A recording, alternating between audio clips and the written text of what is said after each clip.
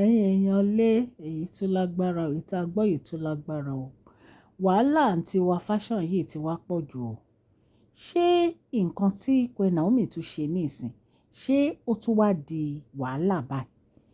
Tí Queen Naomi bá ní kí kábíyèsí má jẹ́ kí o gbé ọmọ wọnú palace, kí lẹ fẹ́, orúkọ wo lẹ fẹ́ sọ wọ́n? Ẹ máa sọ ẹni ẹlẹ́ni lórúkọ burúkú.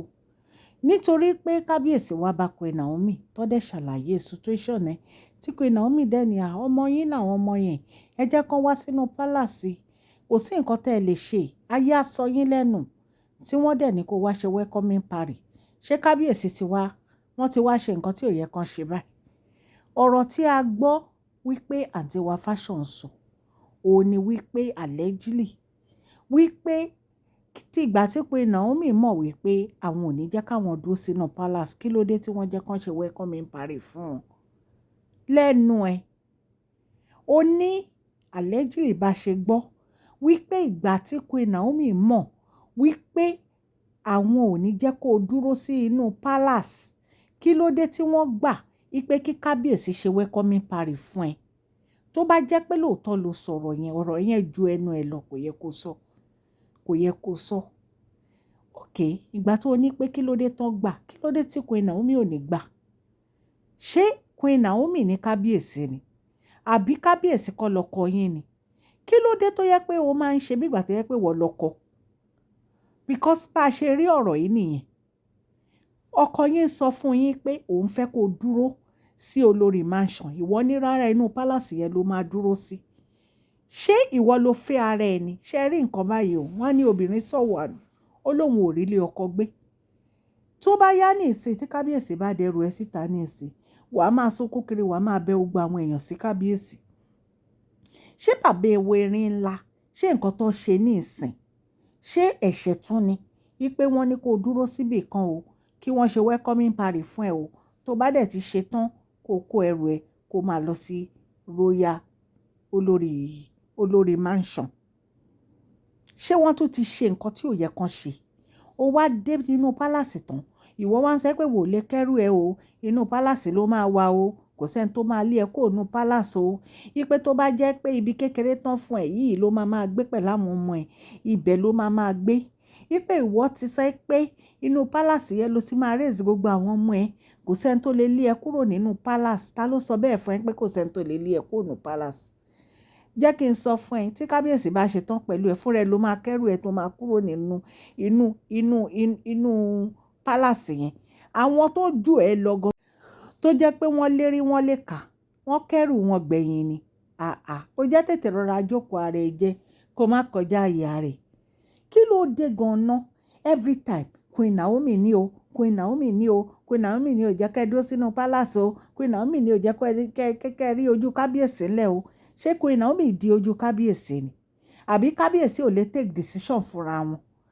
Jẹ́ kí n sọ kinní kan fún ẹ, kábíyèsí mọ nǹkan tẹ́ ẹ̀ ń wá nínú palace o. Wọ́n mọ nǹkan tẹ́ ẹ̀ ń wá nínú palace.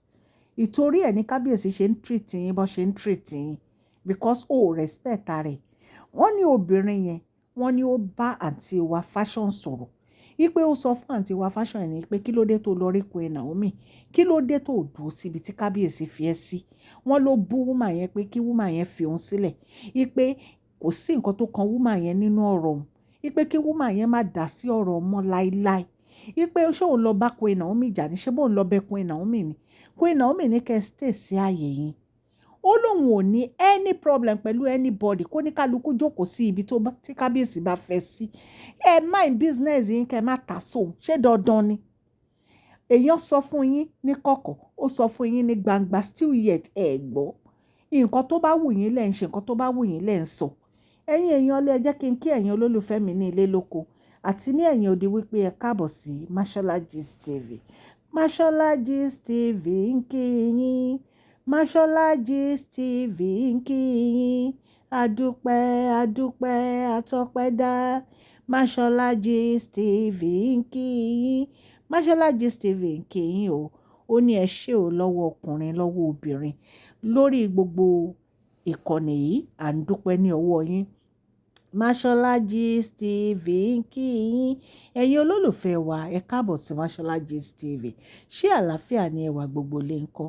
Orúkọ mi ni Mashola, Yorùbá ni mo máa ń sọ lórí ìkànnì yìí. À ń sọ nítorí pé a fẹ́ gbàgbé àṣà àti èdè wa. A dẹ̀ tún sọ fún àǹfààní àwọn tí wọn ò gbọ́ Gẹ̀ẹ́sì. Ẹ̀yin èèyàn lé, à ń sọ̀rọ̀ nípa celebrity gist, royal gist, politics àti gbogbo nǹkan tó ń ṣẹlẹ̀ ní agbègbè orílẹ̀-èdè bàbá wa ní ilẹ̀ Nàìjíríà. Tẹ́ ẹ bá ti subscribe o, ẹ subscribe. Kẹ́ẹ̀dẹ̀ tọ notification bell yín so that ẹ bá ti post any gist ẹ máa rí. À ń ṣe advert ní orí ìkànnì yìí lọ́lọ́kọ̀ òjọ̀kan.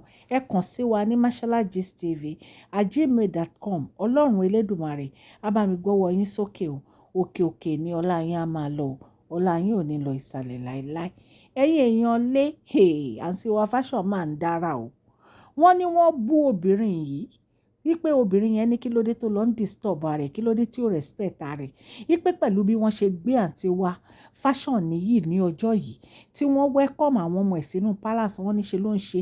Ó wá ń ṣe lẹ́yìn ọjọ́ bíi méjì, ó wá bẹ̀rẹ̀ wàhálà, ó wá bẹ̀rẹ̀ ẹjọ́, ó wá bẹ̀rẹ̀ àròyé nínú palace. Wọ́n ló sọ fún woman yẹn pé kó fi ti ẹ̀ṣẹ̀ tiẹ̀ kó fi òun sílẹ̀. Nǹkan tó bá wù ló lè ṣe. Wípé kí ló dé tí òun lọ bá Queen Naomi jà ni. Ṣé bóun lọ bẹ Queen Naomi ni kí Queen Naomi àlá òun kó ń dúró sínú palace.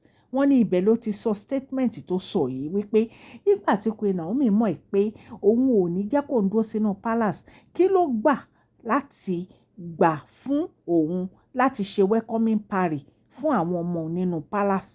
Wípé kí ló gba ìyẹn láàyè lọ́wọ́ bàbá wẹ̀rin ńlá fún. Ẹ̀yin náà rí pé ọ̀rọ̀ yìí ó tóbi ju ẹnu àǹtí wa fashion lọ. Kí ni Queen Naomi gbà ẹ̀ láàyè láti ṣé Queen Naomi ló ní kó wá ṣe welcoming party ni? Kábíyèsí ló fẹ́ ṣe welcoming party fún ẹ. Wọ́n dẹ̀ fi tó ìyàwó wọn létí. Ìyàwó wọn dẹ̀ advice wọn pé nǹkan tó yẹ kẹ́ ẹ ṣe ni wọ́n ṣe yẹn. Tí ò bá ń ṣe pé Queen Naomi gbà yí pé kán wá ṣe, kábíyèsí ò ní ṣe. Kò sí nǹkan tí kábíyèsí lè ṣe tí wọn kì í fi ń tó Queen Naomi létí. Nítorí pé gbogbo nǹkan tó fi ń tó Queen Naomi létí tó bá ti dáwọ́lé báyìí ó máa ń yọrí sí rere ni. Nítorí pé Queen Naomi dúró tí wọ́n ní gbogbo ìgbà ni. Wọ́n sọ fún wọn wípé nǹkan báyìí ló ń ṣẹlẹ̀ o. O ti ń fa wàhálà lórí welcoming party yìí o. Queen Naomi dẹ̀ gbà wọ́n láàyè wípé lóòótọ́ kan ṣe nǹkan tó yẹ kan ṣe. Ó rẹ̀ pé tí Queen Naomi ò bá accept kábíyèsí á ṣe. Ó ní ìsìn ó wá ń blame Queen Naomi. Wípé kí ló dé tí wọ́n fi gbà, kí ló dé tí wọ́n fi gbà láàyè. Wọn ò bá ti má gbà. Ẹ̀yin ọmọ Ádámọ̀, kò sí nǹkan téèyàn lè ṣe tó lè tẹ́ yín lọ́rùn láyé. Kò sí nǹkan tí èèyàn lè ṣe tó lè tẹ́ àwọn ọmọ Ádámọ̀ lọ́rùn láyé. Kí ló dé àǹtí wa fashion díẹ̀díẹ̀. Kábíyèsí ṣẹ̀ṣẹ̀ gbẹ́ nímọ̀ràn náà ní pé kó ṣe díẹ̀díẹ̀. Nítorí pé ilẹ̀ ń yọ̀. Kí ló dé tó ń ṣe gìràgìrà? Èèyàn lé àlejò bí a ṣe gbọ́ nìyẹn o. Tí wọ́n ló ń sọ fún Queen Naomi pé kí ló dé tán gba òun láàyè láti wá ṣe welcoming party nígbà tí wọ́n ní jẹ́ kó ń dúró sínú palace. Inú palace kábíyèsí ló ń ti fẹ́ raise àwọn ọmọ òun. Ibẹ̀ ló ń ti fẹ́ dàgbà, ibẹ̀ ló ń ti fẹ́ darúgbó. Wọ́n ní bàbá wẹ̀rin ńlá dẹ̀ sọ fún yín pé kò lè gbébẹ̀, kó lọ máa gbé olórí mansion tí àwọn rà fún wọn. Àlejò lè bí a ṣe gbọ́ nìyẹn. Ẹ̀yin èèyàn lé, mo dúpẹ́ lọ́wọ́ gbogbo etí tó ń gbọ́ mi o ní ilé lóko àti lẹ́yìn odi o. Ọlọ́run Elédùmarè ọba láàánú á bá mi ṣàánú fún yín o. Òkè òkè ni ọlá yín á máa lọ o. Gbogbo ẹ̀yin new subscribers ẹ káàbọ̀ sí Mashola Gist TV. Adúpẹ́ atọ́pẹ́ dá fún gbogbo support yín.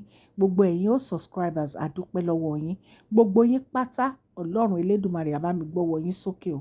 Ẹ ní tọrọ jẹ o, ẹ ní tọrọ mu o, ẹ ní wo àkísà kẹ́yìn aṣọ o. Àti èmi Mashola tí mò ń sọ̀rọ̀. Mo dúpẹ́ lọ́wọ́ gbogbo yín pátápátá. Adúpẹ́ o, àtúnọpẹ́ dá o. Ẹ ṣé o, ẹ ṣé o. Ẹ̀yin èèyàn lé, ẹ má gbàgbé kẹ́ fún fídíò yìí ní thumbs up o. Please share this video, like and subscribe. God bless you all. Mashola Gist TV. Love you all.